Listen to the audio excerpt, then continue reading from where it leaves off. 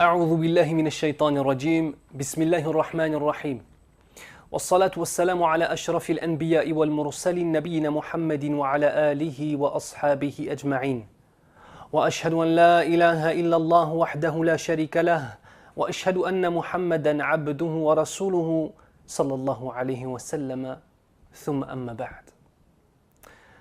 Mes frères et sœurs, aujourd'hui nous allons poser un certain nombre de questions. Des questions fondamentales. Des questions importantes pour la vie de celui qui désire vivre sur la ilaha illallah Muhammadur Rasulullah sallallahu alayhi wa sallam, mais qui désire aussi mourir sur cela. Selon Abu Huraira radiyallahu anhu, le prophète sallallahu alayhi wa sallam, en face des sahaba radiyallahu anhum jami'an, cite un verset du Coran. A'udhu billahi minash shaytanir rajim, bismillahir rahmanir rahim. يثبت الله الذين آمنوا بالقول الثابت في الحياة الدنيا وفي الآخرة. Allah Azza wa Jal va raffermir la parole des croyants par une parole spécifique dans cette vie d'ici-bas et dans l'au-delà. Ici dans le verset, la parole qui va raffermir les croyants, c'est La ilaha illallah Muhammadur Rasulullah sallallahu alayhi wa sallam. Puis le prophète de l'islam sallallahu alayhi wa sallam nous explique le sens du verset.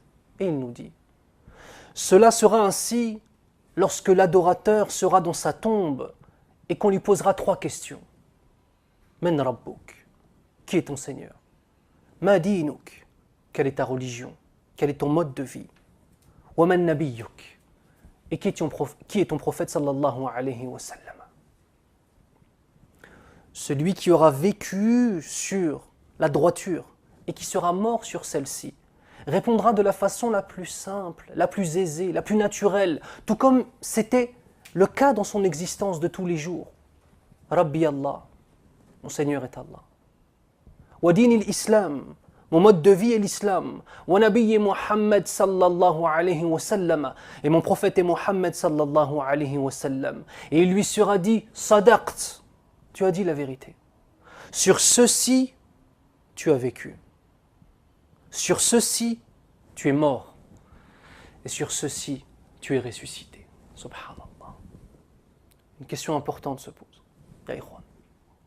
Avant même que nous nous soyons interrogés dans la vie de l'au-delà, dans la vie de cette tombe, qui peut être soit un des jardins du paradis ou bien alors une des fosses de l'enfer, qu'Allah nous préserve de cela. Avant même que nous nous soyons interrogés après notre mort, nous devons nous interroger ici-bas. Et la question que je vais te poser, mon frère ou ma sœur, c'est une question très simple. C'est qui es-tu? Qui es-tu, mon frère, dans ta vie de tous les jours? Qui es-tu, ma sœur, dans ta vie de tous les jours? Est-ce que tous les jours, la parole « Rabbi Allah », Allah est mon Seigneur, est-ce une chose qui est la chose la plus importante pour toi? Est-ce qu'à chaque instant, tu vis avec cette règle dans ton existence? Est-ce qu'à chaque instant, le fait qu'Allah subhanahu wa ta'ala soit ton créateur, soit celui qui te donne la subsistance à chaque seconde, soit celui qui préserve ta famille de la maladie, soit celui qui t'ait donné la vie, soit celui qui donne la vie à tes enfants, est-ce qu'à chaque instant, cela est une réalité pour toi? Est-ce que tu cherches à ce que cela devienne une réalité pour toi? Si le constat accablant et que la présence d'Allah Azza wa Jal dans ton existence est une chose secondaire, et encore, parfois cela vient en troisième, quatrième, cinquième position. Si la présence d'Allah Azza wa Jal, et si le fait qu'Allah subhanahu wa ta'ala soit ton Seigneur, est une chose moins importante que l'argent, que les femmes, que ta carrière professionnelle, est-ce que réellement tu pourras mourir sur cette parole, Rabbi Allah, mon Seigneur est Allah? Est-ce que réellement tu pourras vivre, mourir et être ressuscité sur cette parole? C'est une question qui est fondamentale. Pose-toi les questions avant qu'on ne te les pose au jour du jugement, avant qu'on ne te les pose dans ta tombe. Je vais t'offrir une règle, mon frère, ma sœur. Une règle exceptionnelle. Une règle exceptionnelle. Cette règle-là, c'est Al-mahabbatu hiya ta'a. L'amour c'est l'obéissance. Si réellement tu aimes Allah Azza wa Jal, si la parole « Mon Seigneur est Allah » est plus que de simples mots prononcés par ta bouche, alors sache que ça va forcément se traduire et se concrétiser par des actes. Toujours, toujours. Une foi sans acte est une foi qui est une illusion. Veux-tu vivre dans l'illusion? Veux-tu mourir sur cette illusion? Et veux-tu être ressuscité au jour du jugement avec un constat amer? C'est que tout ce que tu pensais trouver n'était qu'illusion. Rabbi Allah. On demande à Allah Azza wa Jal de faire en sorte que nous tous, nous vivions, nous mourions et nous soyons ressuscités sur cette parole. Rabbi Allah. Mon Seigneur est Allah. Deuxième des questions importantes. Ma dinuk. Quelle est ta religion, ya akhil karim? Quel est ton mode de vie, ya akhil karim? Dinil Islam. Est-ce que réellement dans ta vie de tous les jours, il y a une différence entre toi et un non-musulman? Soyons sincères, soyons honnêtes. Hormis le fait de ne pas manger de porc, hormis le fait de faire le mois de Ramadan, de jeûner avec ton corps le mois de Ramadan, est-ce que réellement entre toi et un non-musulman, il y a une différence fondamentale sur la façon de voir le monde, sur la façon de te comporter, sur la façon que tu as de te comporter avec ta femme, avec ton voisin, avec les autres musulmans et même avec les non-musulmans qui ont des règles spécifiques. Din l'Islam. Est-ce que tu te rends compte de l'honneur qu'Allah Azza wa Jal te fait lorsqu'il te choisit pour l'islam? Est-ce que tu te rends compte qu'Allah Azza wa Jal t'a choisi? Toi, pas un autre. Toi, il t'a choisi. Pour faire de toi une personne qui dit la ilaha illallah. Pour faire de toi une personne qui va, incha'Allah, pouvoir peut-être accéder au paradis pour y demeurer éternellement. Et les questions que je vous pose, je me les pose en premier lieu à moi-même. Suis-je digne d'être musulman? L'islam n'est pas une chose acquise. L'islam est une chose qu'Allah subhanahu wa ta'ala t'offre, te donne. En es-tu digne? Seras-tu un adorateur reconnaissant? Seras-tu une personne qui a conscience de la réalité de ce bas monde qui est simple? Nous allons vivre dans une épreuve, dans un test.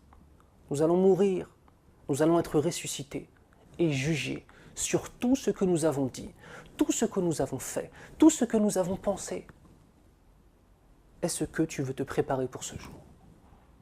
Est-ce que le fait qu'Allah Azza wa Jal t'ait offert l'islam, est-ce que ton attitude va être celle de celui ou de celle qui remercie à chaque instant et qui rend louange à Allah Azza wa Jal, ou bien auras-tu la position d'un enfant ingrat à qui on donne tout et dont la seule réponse est de délaisser? Enfin, la troisième des questions. Wa Nabiyyi Muhammad sallallahu alayhi wa sallam. Wa Nabiyyi Muhammad sallallahu alayhi wa sallam. Quelle parole douce. Et mon prophète, et l'envoyé, c'est Muhammad ibn Abdillah sallallahu alayhi wa sallam. Subhanallah. Toute personne que tu aimes, tu veux lui ressembler. Aussi bien dans ton cœur, que dans ta façon de penser, que dans ton apparence. Où en es-tu de cela? Où en es-tu du fait de ressembler au prophète sallallahu alayhi wa sallam dans sa relation avec Allah Azza wa Jal? Où en es-tu des prières de la nuit? Où en es-tu du bon comportement avec les gens? Où en es-tu de cette présence fondamentale et essentielle de l'islam dans toutes les dimensions de ton existence? Où en es-tu de cela, Yahri? Où en es-tu? Au-delà des illusions, au-delà de ce qu'on appelle l'iddia, de prétendre à certaines choses, qu'en est-il de la réalité de ta vie? Quelle est la place de Muhammad sallallahu alayhi wa sallam dans ton existence? Quelle est sa place? Quelle est sa place, Yahri? Au niveau de la relation avec Allah, au niveau de ta façon de penser. Qu'est-ce que tu connais du prophète sallallahu alayhi wa sallam, hormis le film Ar-Risala, le messager? Si on posait la question à des jeunes, subhanallah, où a joué Ronaldinho ou Messi pendant les 10 dernières années, il est capable de te sortir tous les détails de sa carrière, avec même le montant de chaque contrat, subhanallah. Et si tu lui poses la question, combien d'années est resté le prophète sallallahu alayhi wa sallam à la Mecque avant d'aller à Médine? À quel âge est-il mort? À quel âge a-t-il reçu la révélation? Quel était le nom de son père et de son grand-père? Quel était le nom de sa mère?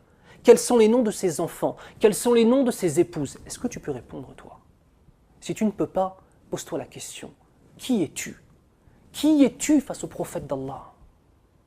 Est-ce que réellement tu connais sa vie? Il y a une chose qui est très simple. Un constat très simple, Yahé. Celui que tu aimes, tu cherches à le connaître.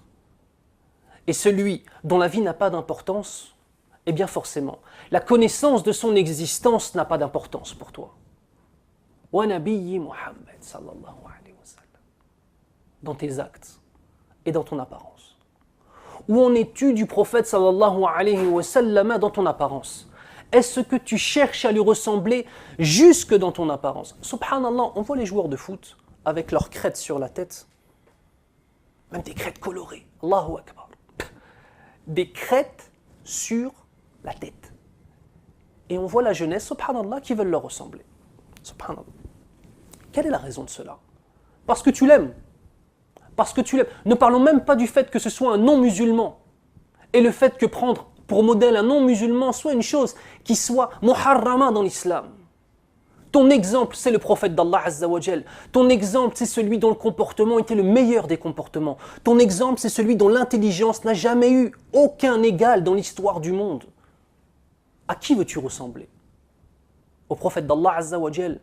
Ou bien alors à ceux qui renient la mission prophétique de Muhammad sallallahu alayhi wa sallam? Où en es-tu de ton apparence vis-à-vis du prophète sallallahu alayhi wa sallam? Tout simplement. Le prophète sallallahu alayhi wa sallam avait une barbe tellement fournie que lorsqu'il priait, on voyait sa barbe de derrière lui.